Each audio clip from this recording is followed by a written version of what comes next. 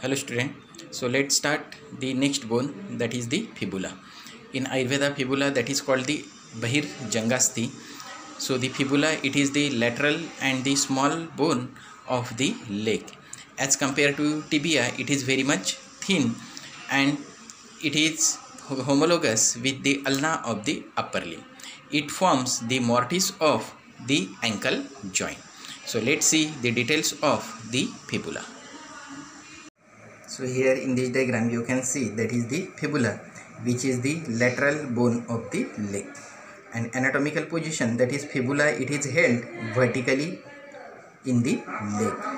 Then let's see that is the side determination related with that the fibula.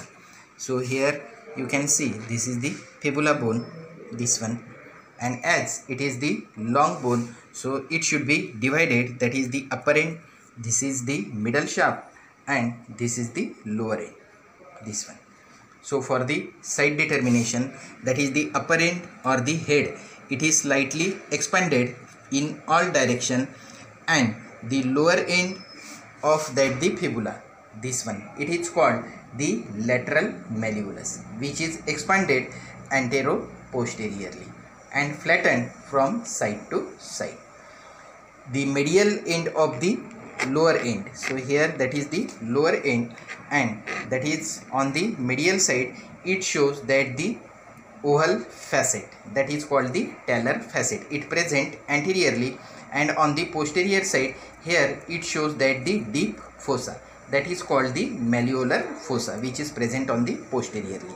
So you can easily identify due to that the presence of that is the two structure which is present on the medial side.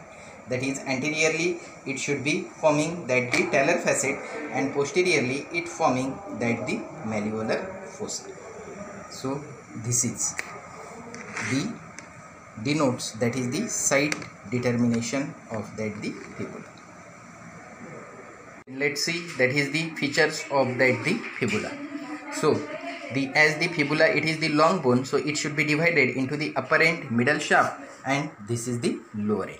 So let's see first that is the upper end of the fibula. So this one. So upper end, it is also called the head, and it is slightly expanded in all direction. Then the superior surface. So here the superior surface of that the upper end, it shows that the facet. So here you can see which articulates with that the lateral condyle of the tibia, this one. Then that is the apex. So here you can see this apex of that the fibula, it is directed upwards and laterally, and this process, it is called the styloid process, this one. Then the constriction which is present immediately to that the head, it is called the neck of that the fibula. Then let's see that is the shaft of the fibula. So here you can see that is the long shaft of the fibula. Then the shaft of the fibula. So here you can see, so that the shaft shows a considerable variations in form, because it is moduled by the muscles attached to it, and it has the three borders and the three surfaces. So three border, anterior border, this is the posterior border, and this is the interosseous or that the medial border, and the three surfaces, that is the medial surface, this is the lateral surface, and the posterior surface. So let's see that is the anterior border. So here you can see this is the anterior border, so this one.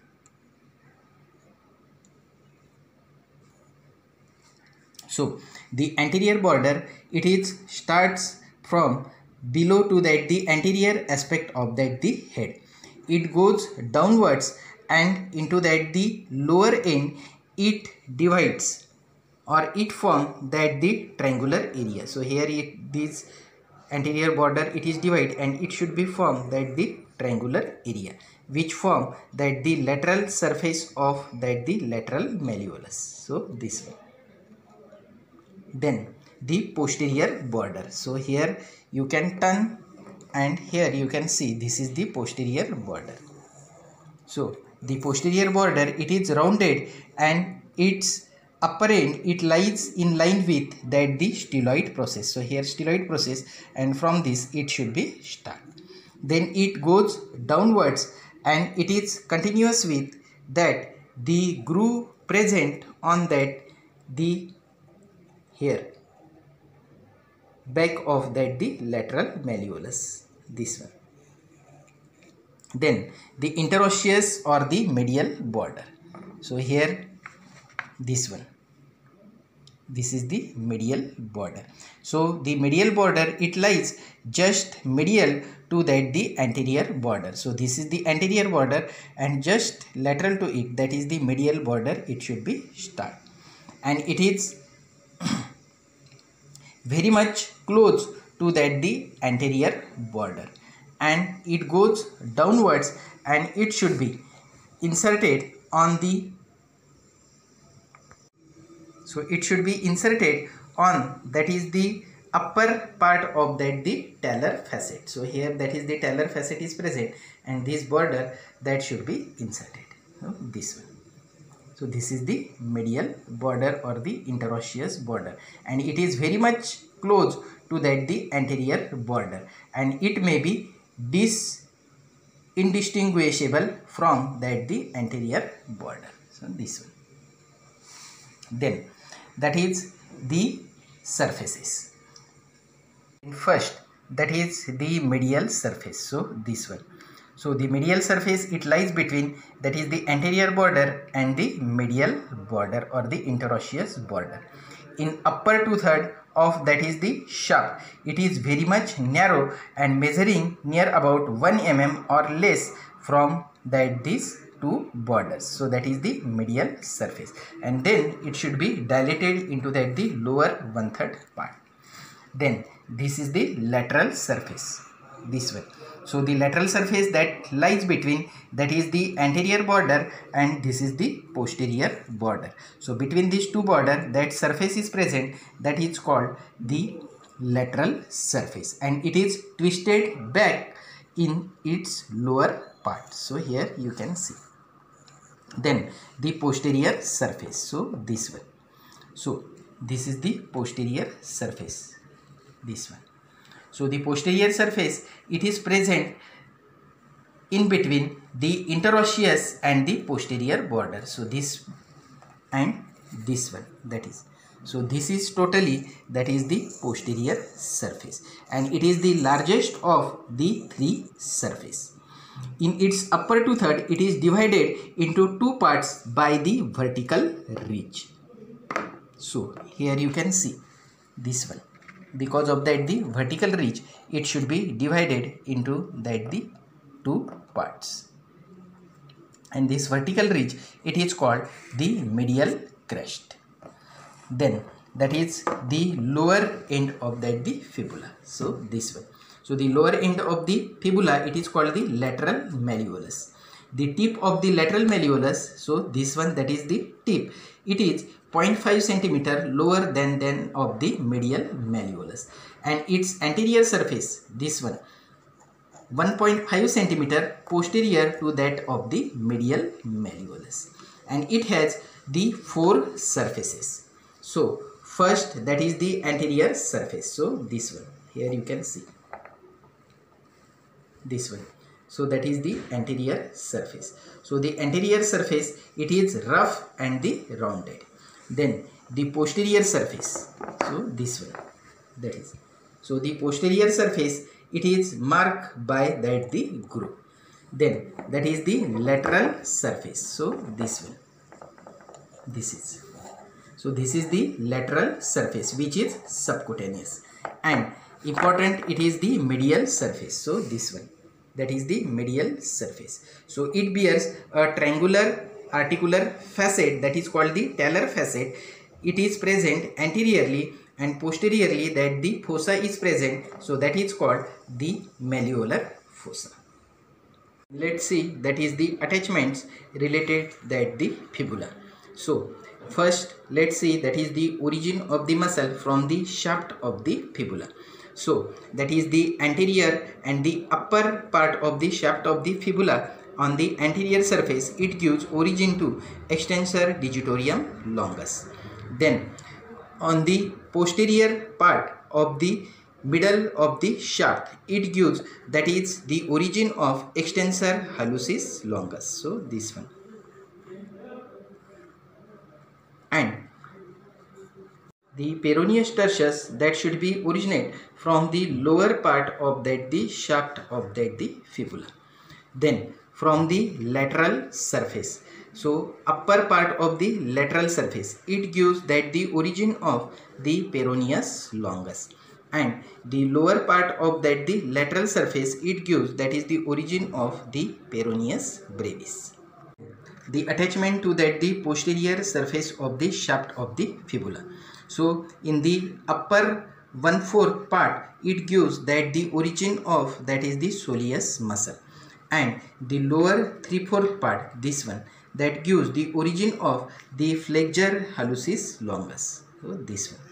Then in between that the interosseous border and the medial crest, so there is the origin of the tibialis posterior, this one. Then on that the styloid process, it gives that the insertion of the biceps femoris. Then the head of the fibula, it gives, that is in between that the C-shape insertion of that the biceps femoris. So there is the attachment of fibular collateral ligament. So here, and the capsular ligament of the superior tibiofibular joint, so that is attached here, that the fibular facet, which is present into that the head of the fibula. So then let's see the attachment to that the anterior border. So the anterior border, it gives that the attachment of anterior intermuscular septa. Then superior extensor retinaculum, it is attached to the lower part of anterior margin of that the triangular area. So this one. And the superior peroneal retinaculum, so that should be attached to the lower part of posterior margin of that the triangular area, means in this region. Then that is the posterior border. So this one. So it gives the attachment of the posterior intermuscular septum, this one. Then the interosseous border, so here, so it gives the attachment to that the interosseous membrane, this one. Then the triangular area above that the medial surface of the lateral malleolus, so this one. So it gives attachment to that the interosseous tibiofibular ligament. Second one, that is the anterior tibiofibular ligament and posterior tibiofibular ligament, so in this region. Then the attachment to that the lateral malleolus, so this side. So it gives attachment to that the anterior talofibular ligament, then inferior transverse tibiofibular ligament, and the posterior talofibular ligament. Apart from this, it gives the attachment to that the capsule of the ankle joint, and the notch on the lower border, it gives attachment to that the calcaneofibular ligament. Then that is the groove here. The groove on the posterior surface of the malleolus, it gives attachment to that the tendon of the peroneus brevis, this one, and the peroneus longus, which is superficial to that the peroneus brevis. So here the tendon of peroneus longus. So these are the attachments. The blood supply of that the fibula. So the peroneal artery, which gives off, that is the nutrient artery for the fibula, which enters into that the bone through the posterior surface of that the fibula, shaft of the fibula, through which the nutrient foramen. The nutrient foramen, it is directed downwards. Then that is the ossification of that the fibula. So the fibula ossify from the one primary center and the two secondary centers. So the primary center for the shaft, so here it occurs in the 8th week of the intrauterine life, and the secondary center for the lower end, so this one. it appears during the first year and fuses with that the shaft about the 16th year, and the secondary center is for that the upper end, and it appears during the 4th year and fuses with the shaft about the 18th year. So let's start, that is the clinical or the applied point related with that the fibula. So first clinical point, that is the surgeon take the piece of bone from the one side of the body and that is reused to repair where that the injury of that the another bone that should be occurs, and this procedure it is called the bone grafting. And as the tibia and the part of the fibula that is the subcutaneous, so that is the easily used that the graft of the bone or the piece of bone for grafting to the other part of the body. Then the second point, that is the upper end and the lower end of the fibula, it is very much subcutaneous. The third clinical point, that is the neck of the fibula, it is wrapped by the peroneal nerve, and if that nerve is injured, so it causes the clinical condition that is called the foot drop. The next clinical point related to that the fibula, that is the fibula, it is the ideal graft bone for grafting or to cure the injury to that the another injured bone. Then the next clinical point that is related with that the fibula, that is throughout the fibula it does not bear any weight of the body. The lateral malleolus and the ligament related to that the lower end of the fibula, that is very much important for the stabilizing of the ankle joint.